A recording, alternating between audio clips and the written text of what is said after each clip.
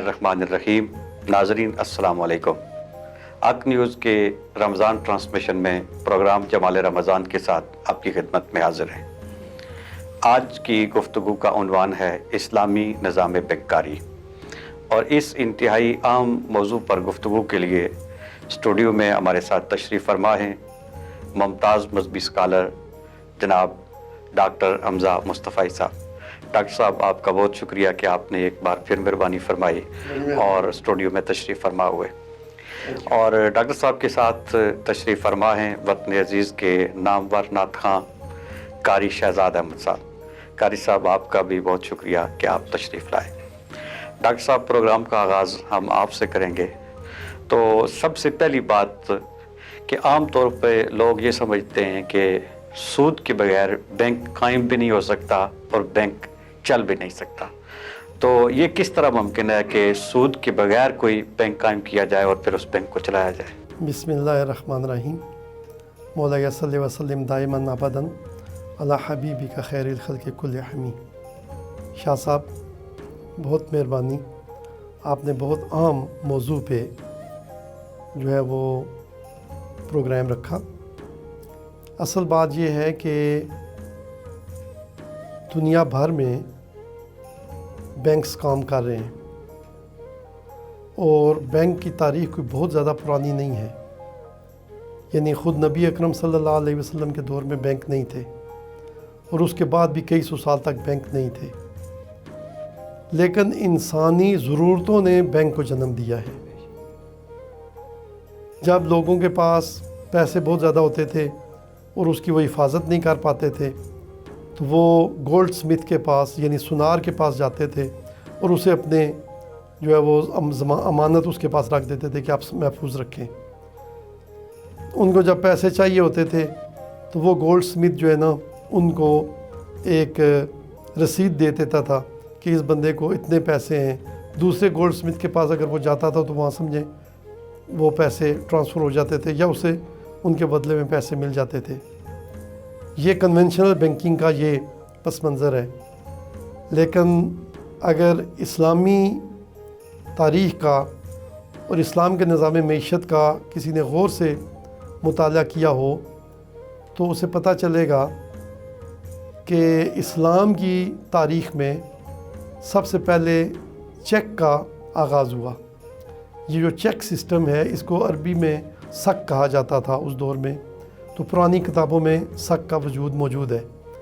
यानी एक आदमी यहाँ से लाहौर जा रहा है, यहाँ उसने पैसे जमा कराए और किसी ताजर के पास और उससे एक चेक ले लिया उसने और वो जाके लाहौर दिया तो वो ट्रैवलिंग चेक टाइप होता था। वहाँ पे वो जो है वो उसके बदले में पैसे मिल जाते थे और वो अपने ज़रूरत पूरी कर लेता था। तो ये इंस्ट्रूमेंट जब इस्लामी तारीख़ में जितनी ज़रूरत थी उतना इंस्ट्रूमेंट मौजूद था। अंग्रेज़ों ने बाद में या अहले मगरब में जब इन चीज़ों की ज़रूरत पेश आई तो उन्होंने भी आलमोस्ट चेक सिस्टम से इसका आगाज़ किया और वहाँ से क्रेडिट क्रिएशन एतबारी ज़र जो है उन्होंने तख्लीक करना शुरू की और उसकी जदीद सूरत जो है वो बैंक है। तो लेकिन बैंक में जो एक इजाफ़ी चीज़ है मौजूदा बैंक में वो ये है कि ये सूद कमाता है। यानी लोगों को उनकी ज़रूरतों के मुताबिक पैसे देता है और उसके मुताबिक वो सूद कमाता है। तो इस्लामी बैंक जो है वो बाकी सारे काम बैंक वाला करेगा लेकिन सूद नहीं कमाएगा, बल्कि सूद के मुतबादल वो मुनाफा कमाएगा। जो आदमी कर्ज़ा लेता है बैंक से वो किसी काम के लिए लेता है। किसी आदमी ने फ़र्ज़ किया कि एक गाड़ी लेनी है और उसके बाद उस गाड़ी को चला के पैसे कमाने हैं, तो मौजूदा बैंक जो है वो उसे सूद पे कर्ज़ा दे देता है। वो गाड़ी ले और माहाना सूद देता रहे और बाकी पैसे वापस करता रहे। इस्लामी बैंक सूद नहीं लेगा। इस्लामी बैंक गाड़ी लेकर देगा तो गाड़ी के जो किराया होगा उसमें से कुछ खुद रखेगा जो शरह तय होगी और कुछ जिस बंदे की गाड़ी होगी उसके पास पैसे चले जाएंगे। बिल आखिर उसकी गाड़ी जो है वो जो गाड़ी ख़रीदने वाला है उसकी मलकियत हो जाएगी। बैंक के सारे पैसे उसे वापस मिल जाएंगे और उन्हीं पैसों मिलने के साथ साथ उसे मुनाफा भी मिल जाएगा। تو اس اعتبار سے ہم اللہ اور اس کے رسول کے خلاف جنگ سے بھی بچ جائیں گے، اور ہم جو ہے وہ اسلامی بنیادوں پہ ہمیں پیسہ بھی مل جائے گا اور ہمارا کاروبار بھی ہو جائے گا۔ تو اسلامی بینک بالکل اب تو آج سے 20 سال پہلے تو یہ تھا کہ یہ کیسے چلے گا، آج کے دور میں اسلامی بینک چل چکے ہیں۔ اور آپ کی اطلاع کے لیے یقیناً آپ خوش ہوں گے کہ انگلینڈ میں fast growing bank Islamic bank ہے، بلکہ وہاں کے بعض بینکرز یہاں تک کہتے تھے کہ جو اسلامک موڈ آف فائنانس ہے ہاؤسنگ میں، 2030 میں جا کے انگلینڈ کے 100% جو ہوم فائنانسز کے پیسے فنڈز ہیں وہ سارے اسلامک موڈ آف فائنانسنگ پہ چلے جائیں گے۔ تو وہاں پہ وجہ کیا ہے؟ وہ کہتے ہیں اس کی وجہ یہ ہے کہ اس کی وجہ سے انفلیشن نہیں آتی، اور انگلینڈ کے اکانومسٹ نے جب اس کو اسٹڈی کیا تو انہوں نے کہا یہ تو بہت اچھا ہے کہ لوگوں کو کے پیسے بھی ان کو مل جاتے ہیں، مکان بھی وہ خرید لیتے ہیں، اور اس کے بعد وہاں پہ انفلیشن بھی نہیں ہوتی۔ تو ظاہر ہے یہ اکنامکس کی کلاس نہیں ہے کہ اس کی تفصیلات بتائی جائیں، لیکن یہ بہت بہت عام جو ہے وہ ادارہ ہے اسلامی بینک، جس کو ترقی دینا تمام مسلمانوں کی اور اسلامی حکومتوں کی ذمہ داری ہے۔ بہت آپ نے تفصیل کے ساتھ اس حوالے سے ہماری رہنمائی کی۔ اس وقت پوری دنیا میں ہم دیکھتے ہیں کہ محسوس یہ ہوتا ہے کہ بینک کے بغیر شاید نظام نہیں چل سکتا، اور جو تاجر ہیں ان کی بھی ضرورت ہے، صنعت کار ہیں ان کی بھی ضرورت ہے، ایک عام آدمی کی بھی ضرورت ہے بینک کی۔ تو آپ کیا سمجھتے ہیں کہ جو ہماری پاکستان میں بالخصوص اور دنیا میں بالعموم یہ جو اسلامی بینکنگ ہے اس کا کیا مستقبل ہے؟ شاہ صاحب دیکھیں کہ دنیا میں جو کنونشنل بینکنگ ہے وہ تو خود ہی جو ہے وہ آئے دن کسی نہ کسی بحران کا شکار رہتی ہے۔ جاپان مجھے جانے کا اتفاق ہوا تو پتہ چلا کہ وہ 0% پہ بھی اپنے لوگوں کو لون دینے کے لیے تیار ہیں، وہ لون آفر کرتے ہیں۔ کیوں؟ تاکہ ان کی انڈسٹری چلتی رہے۔ اور 1929 میں 1929 میں آپ کو پتہ ہے دنیا میں بہت بڑا معاشی بحران آیا، تو اس بحران کو جب اسٹڈی کیا گیا تو پتہ چلا کہ یہ سودی نظام کی وجہ سے ہے۔ اور اس کے بعد آج تک کئی دفعہ معاشی بحران آئے، ہر بحران کے بعد ایک نئی تھیوری کا میدان میں آ جاتی ہے، نئی تھیوری کے ساتھ وہ آتے ہیں کہ جی یہ وجہ تھی وہ وجہ تھی۔ بیٹوین دا لائن یہ ہوتا ہے کہ سودی نظام کی وجہ سے ہمیں پرابلم آتا ہے۔ تو دنیا سود سے بہت زیادہ تنگ ہے، بہت زیادہ نالاں ہے، بہت زیادہ پریشان ہے۔ یہی وجہ ہے کہ دنیا کے سارے بینکوں نے اسلامک موڈ آف فائنانسز اپنانے شروع کر دیے ہیں۔ برطانیہ کی میں نے آپ کو مثال دی، پاکستان میں اس وقت اسلامک بینک جو ہے وہ 15% of the total market capture کر چکا ہے، جو 0% سے شروع ہوا تھا، 1% 2% کرتے کرتے 15% پہ یہ آ گئے۔ یعنی دن بدن جو بینکنگ سیکٹر میں جو شیئر ہے وہ اسلامک بینک کا بڑھ رہا ہے، اور جو کنونشنل بینک ہے وہ اس کو میں یہ نہیں کہتا وہ زوال پذیر ہے، پاکستان میں وہ بھی ٹھیک ہے، اس کی انڈسٹری ٹھیک ہے، لیکن یہ چونکہ تیزی سے گرو کر رہا ہے اس لیے اس کا شیئر بڑھ رہا ہے۔ وہ 3% سے اگر گرو کر رہے ہیں تو یہ 10% سے گرو کر رہے ہیں، تو ظاہر ہے اس کا شیئر جو ہے وہ مارکیٹ میں اوورال بڑھ جاتا ہے۔ تو پوری دنیا میں جہاں جہاں اسلامک بینکنگ شروع ہوئی ہے وہاں پہ جو اوورال شیئر ہے وہ اسلامک بینکنگ کا بڑھ رہا ہے تیزی سے، اور یہ ترقی کر رہا ہے، اور اس کے ناکام ہونے کا کوئی چانس نہیں ہے۔ اس کی وجہ یہ ہے کہ یہ ایک وائز بنیادوں پر بزنس کرنے کا نام ہوگا۔ ایسا نہیں ہے کہ اسلامک بینک جو ہے وہ آنکھیں بند کر کے قرضے دے دے گا، صرف انہی پروجیکٹس کے لیے قرضے دیے جاتے ہیں جو قرضے جو ہیں جو پروجیکٹس جو ہیں وہ چلنے والے ہوں، جن کی فیزیبلٹی اسٹڈی جو ہے یہ بتا رہی ہو کہ یہ پروجیکٹ کامیاب ہو جائے گا، اسی کے لیے اسلامک بینک بھی قرضے دے گا۔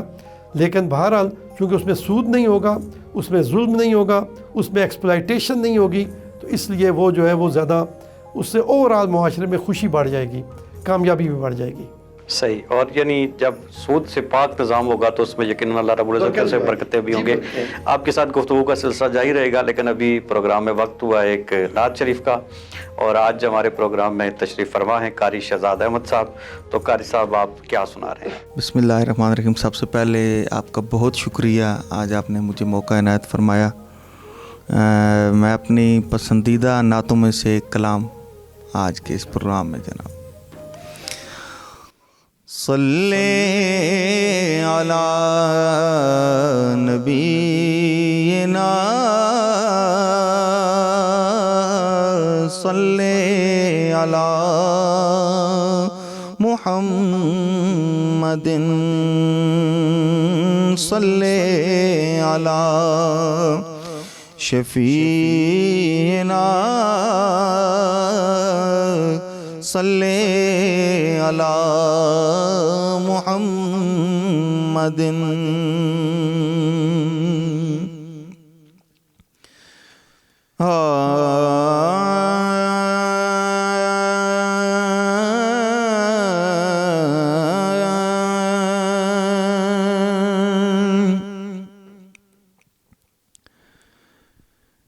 دل میں ہو یاد تیری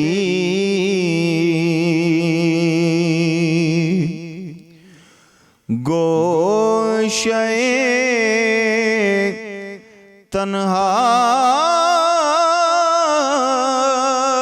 تنہائی ہو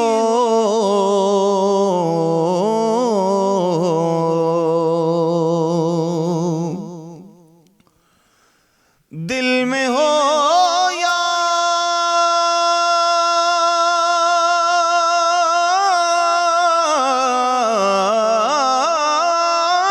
تیری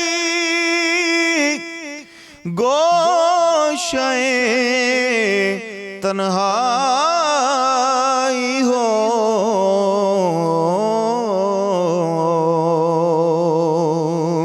پھر تو خلوت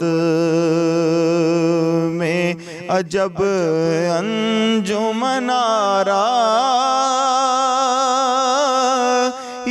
ہو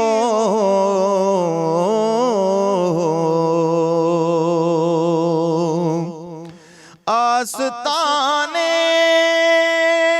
پہ تیرے سر ہو اجل آئی ہو اور اے جان جہاں تو بھی تماشائی ہو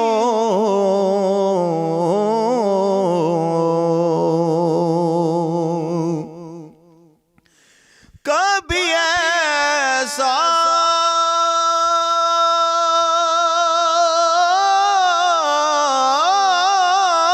نہ ہوا ان کے کرم کے صدقے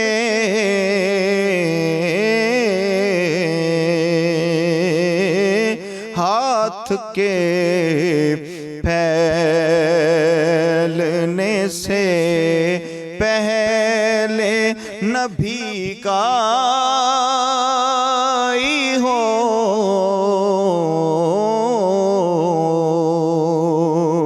دل میں ہو یاد تیری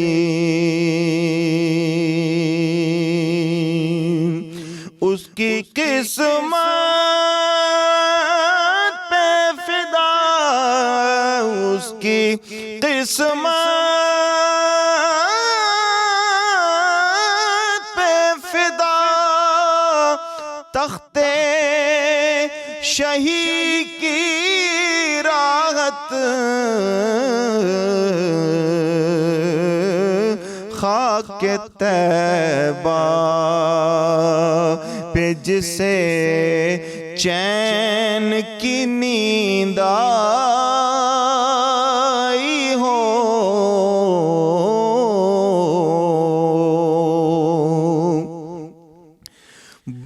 جب خواب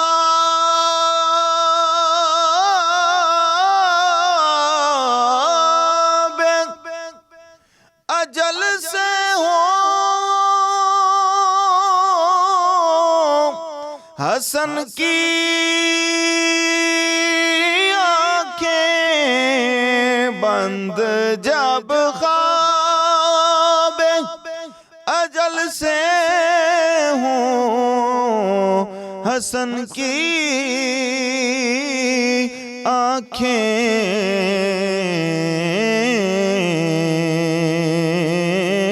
اس کی نظروں میں تیرا جلوہ زیبائی ہو، اس کی نظروں میں تیرا جلوہ زیبائی ہو۔ ماشاءاللہ جی، بہت خوب، آپ نے بہت خوبصورت کلام سنایا اور بہت خوبصورت انداز میں سنایا۔ ناظرین، ابھی پروگرام میں وقت ہوا ہے ایک بریک کا، مختصر سے وقفے کے بعد دوبارہ حاضر ہوتے ہیں۔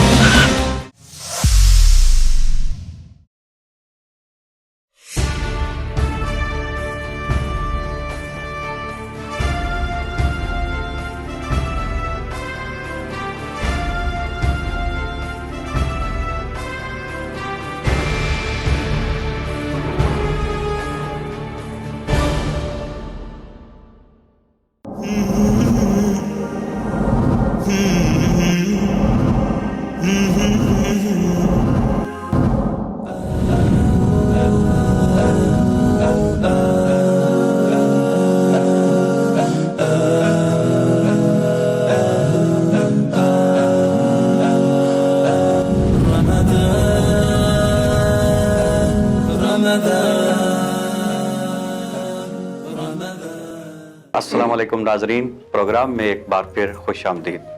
آج کا عنوان ہے اسلامی نظام بینکاری، اور اس عنوان پر گفتگو کے لیے اسٹوڈیو میں ہمارے ساتھ موجود ہیں ڈاکٹر حمزہ مصطفی صاحب، جو اسلامی معیشت پر گہری نظر رکھتے ہیں اور اس حوالے سے وسیع مطالعہ رکھتے ہیں۔ گفتگو ہو رہی تھی اسلامی بینکنگ کے حوالے سے، تو اسلامی بینک جب کوئی قائم ہوتا ہے تو اس کا معنی یہ ہے کہ وہ سود کے بغیر چلے گا۔ تو اب سوال یہ ہے کہ سود کے بغیر بینک کس طرح چلے گا؟ بسم اللہ الرحمن الرحیم۔ شاہ صاحب، جو عام بینک ہے وہ سود لیتا ہے۔ کیسے سود لیتا ہے؟ وہ قرضہ، اس کے پاس پیسے ہوتے ہیں، لوگوں کی امانتیں ہیں، وہ اس کے پاس جمع ہوتی ہیں۔ انہی امانتوں میں سے وہ ایک تو یہ کرتا ہے کہ کریڈٹ کریشن کرتا ہے، یعنی لوگ اس کے پاس 1 لاکھ روپے جمع کرتے ہیں، وہ 4 لاکھ روپے کے قرضے دے دیتا ہے۔ یہ اس کو کہتے ہیں کریڈٹ کریشن، جی، اعتباری اظہار کے ذریعے وہ قرضے دیتا ہے۔ اور اس 4 لاکھ روپیہ جو قرضہ دیا ہوا ہوتا ہے، اس کے اوپر وہ لوگوں سے پھر وہ سود کماتا ہے۔ فرض کیا 5% پہ اس نے سالانہ پر دیا ہوا ہے، تو साल बाद जो है वो 5% के हिसाब से उनसे पैसे ले लेगा उन लोगों से। तो वो जो सूद लिया हुआ होगा उससे अपना गुजारा चलाता है। ये सिंपल सी बात है। तो जो इस्लामी बैंक है वो ऐसा नहीं करेगा।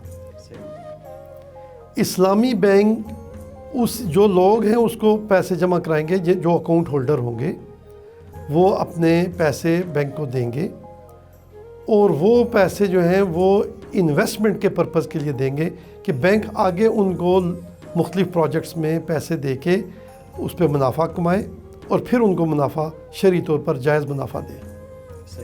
तो बैंक के जो है वो जिस तरह कन्वेंशनल बैंक जो सूद लेता है उसमें से कुछ अपने अकाउंट होल्डर्स को दे देता है और कुछ पैसे जो है वो अपने ख़र्चों पे या अपने मुनाफे रख लेता है।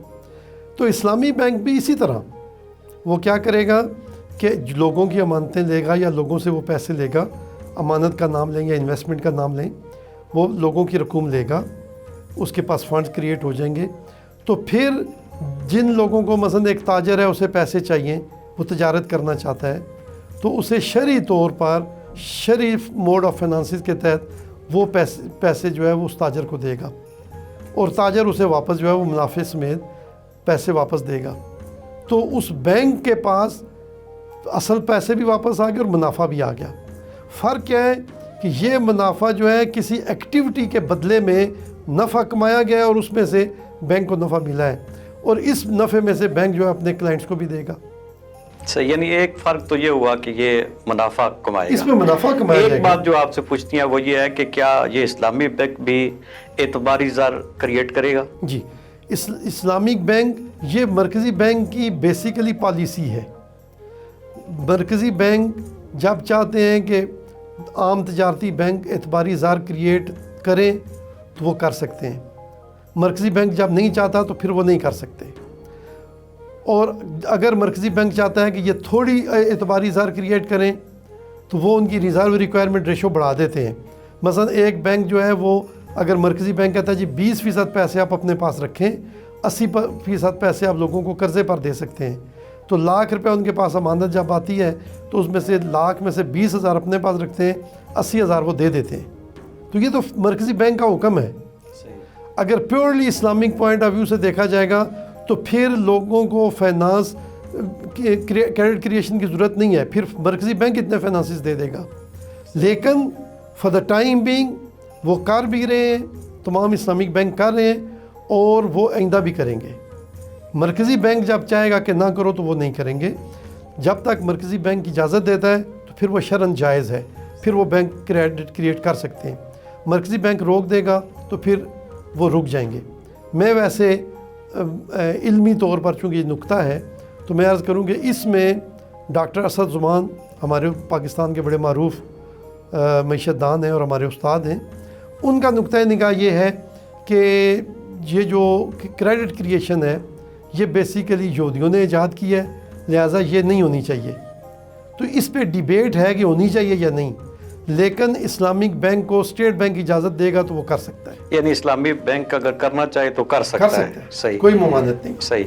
इस पे एक और सवाल यह है कि ये जो इस्लामी बैंक है वो मरकज़ी बैंक के साथ लेन देन किस तरह करेगा? जिस तरह मौजूदा बैंक है, मौजूदा बैंक जो मरकज़ी बैंक है वो इनका क्लियरिंग हाउस होता है एक, और दूसरा वो बैंकर ऑफ द बैंक होता है, बैंक्स होता है।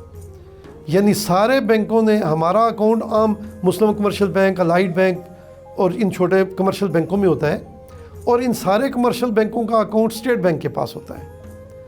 तो ये इनको जब पैसे चाहिए होते हैं ये स्टेट बैंक से लेते हैं, बाज़ का तो उधार लेते हैं, बाज़ का तो उधार की ज़रूरत इनको नहीं पेश आती, लेकिन बहरहाल इनका अकाउंट मरकज़ी बैंक के पास होता है। तो इसी तरह इनके अकाउंट्स मरकज़ी बैंक के पास होंगे और इसी तरह क्लियरिंग हाउस होगा। क्लियरिंग हाउस हर रोज़ 2 दफ़ा इस तरह होता है कि सारे बैंक स्टेट बैंक के पास जाते हैं और लोगों ने जो चेक जमा कराए होते हैं एक बैंक के दूसरे के पास जाते हैं, दूसरे के तीसरे के पास जाते हैं, तो वो तमाम बैंकों की जो है वो के एसेट्स और लाइबिलिटीज़ क्रिएट हुए होते हैं और उनके एसेट्स और लाइबिलिटीज़ को स्टेट बैंक में फाइनली क्रिएट किया जाता है और एक बैंक के पैसे दूसरे बैंक में और दूसरे के पहले बैंक में ट्रांसफ़र किए जाते हैं on the basis of their assets and liabilities and claims. इसी तरह जो इस्लामिक बैंक होगा उसमें भी ये काम होगा। सारे इस्लामिक बैंक होंगे और सारे इस्लामिक बैंक मरकज़ी बैंक के ताबे होंगे।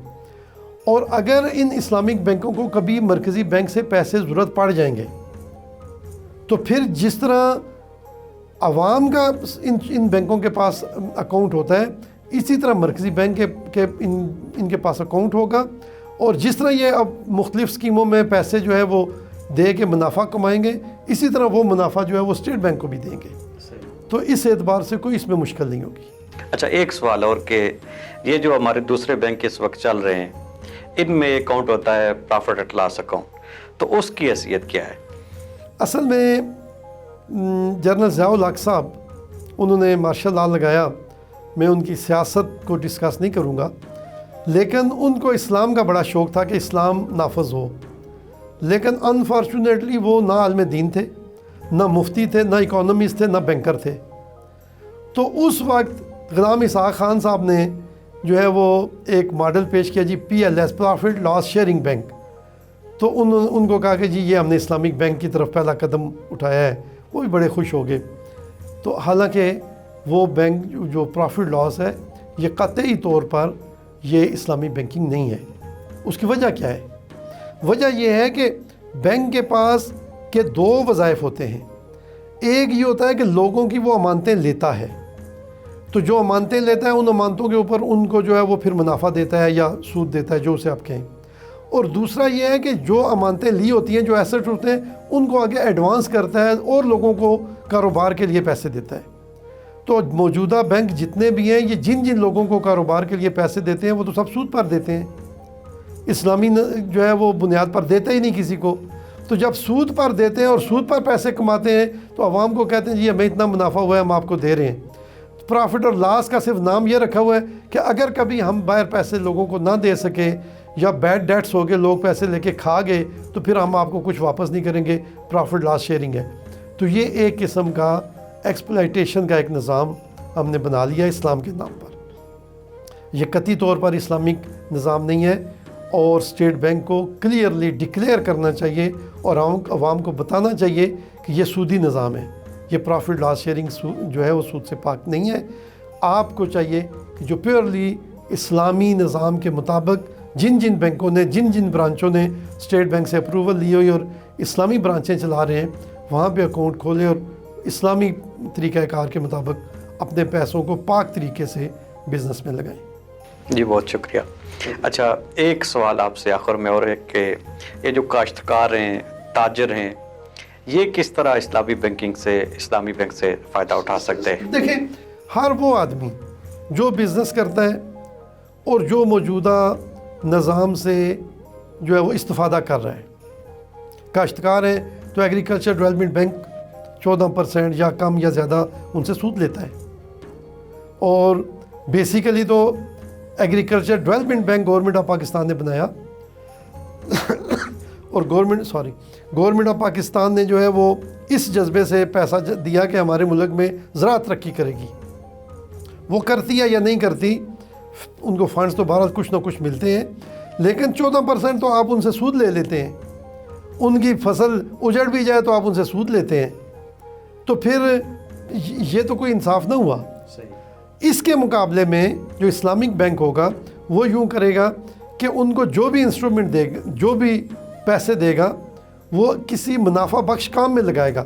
मिसाल के तौर पर एक ताजर है, वो कहता है मेरी 25 एकड़ ज़मीन है, मेरे पास पैसे नहीं है काश्त करने के लिए, मुझे बीज के लिए भी पैसा चाहिए, मुझे खाद के लिए भी पैसा चाहिए, मुझे बाकी चीज़ों के लिए भी पैसा चाहिए, निगरानी मैं ख़ुद करूँगा। तो एक इस्लामी बैंक है, वो कहता है, या ज़री तरक्याती इस्लामी बैंक हो तो वो कहेगा ठीक है जी, आपको हम सीड के लिए भी पैसे देंगे, आपको हम जो है वो खाद के लिए भी पैसे देंगे, आपके पास ट्रैक्टर अपना है, हम डीज़ल के लिए भी आपको पैसे देंगे, और उसके बाद आपने फसल पे स्प्रे करना है उसके लिए भी पैसे देंगे, और आपका जो प्रोड्यूस होगा उसमें से 30% हम लेंगे। तो ये चीज़ तय हो जाती है और प्रोडक्शन होती है। अगर बहुत अच्छी फसल होती है 30% बैंक को मिल जाएगा, या उस 30% के जो पैसे होंगे वो बैंक को मिल जाएंगे, और बाकी जो 70% है वो ज़मींदार को पहले उसके अदरवाइज़ उसका फसल ना हो सकता, उसको 70% अपने पैसे मिल जाएंगे। تو یہ جو اگر خدا نخواستہ فصل ضائع ہو جاتی ہے، تباہ ہو جاتی ہے، کچھ بھی ہو جاتا ہے تو زمیندار کی بھی محنت ضائع ہو جائے گی، بینک کو بھی ذرا لاس ہوگا. یعنی صحیح معنوں میں بینک جو ہے وہ پرافٹ اور لاس میں شیئر کریں گے، صحیح. پرافٹ اور لاس میں شیئر کریں گے. جی صحیح. بیسک بات. جی بہت شکریہ جی. ابھی چونکہ ہمارے پاس وقت بہت مختصر رہ گیا ہے تو ہم نے نعت شریف بھی سننی ہے، تو چلتے ہیں قاری صاحب کی طرف.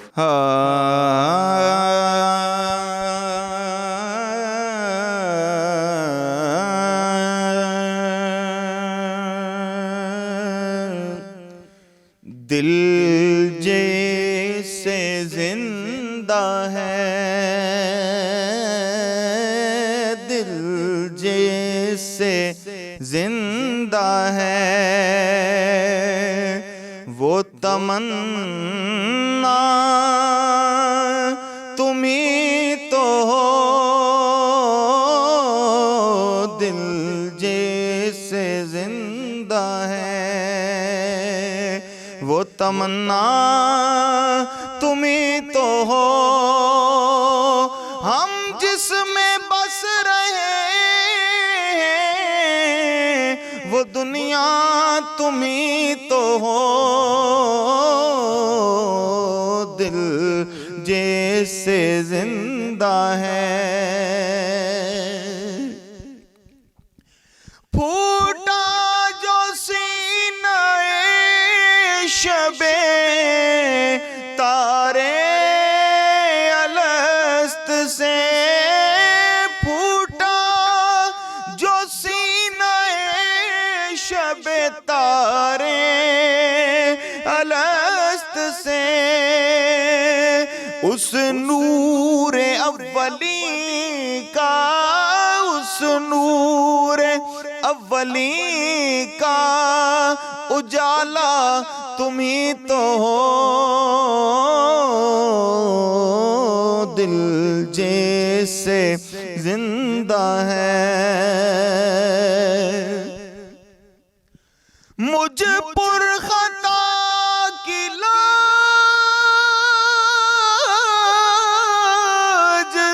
تمہارے ہی ہاتھ ہے،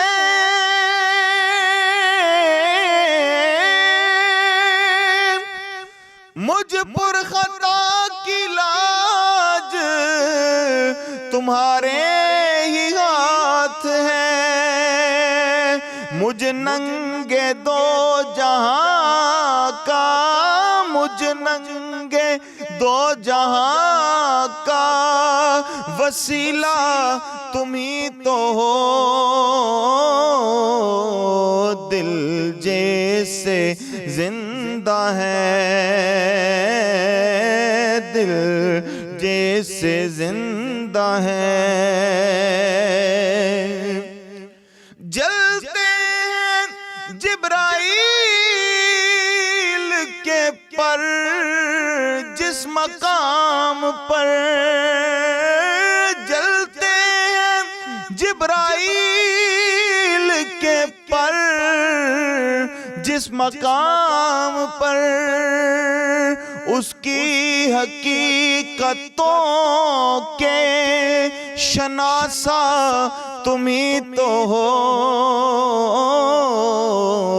دل جیسے زندہ ہے، سب کچھ تمہارے واسطے پیدا کیا گیا، سب کچھ تمہارے واسطے پیدا کیا گیا، سب غایتوں کی غایتیں اولا تم ہی تو ہو، دل جس سے زندہ ہے وہ تمنا تم ہی تو ہو. ماشاءاللہ مولانا ظفر علی خان رحمۃ اللہ علیہ کا کلام بھی بہت خوب تھا اور آپ نے ماشاءاللہ سما باندھ دیا. بہت شکریہ. ڈاکٹر صاحب آپ کا بھی بہت شکریہ کہ آپ نے اپنی مصروفیات میں سے وقت نکالا اور آج کی اس نشست میں آپ تشریف فرما ہوئے اور ہم نے آپ سے صحیح معنوں میں اس عنوان کے حوالے سے نفع اٹھایا اور ہماری معلومات میں اضافہ ہوا. اور قاری صاحب آپ کا بھی بہت شکریہ. ناظرین آج کے پروگرام کا وقت ختم ہوا.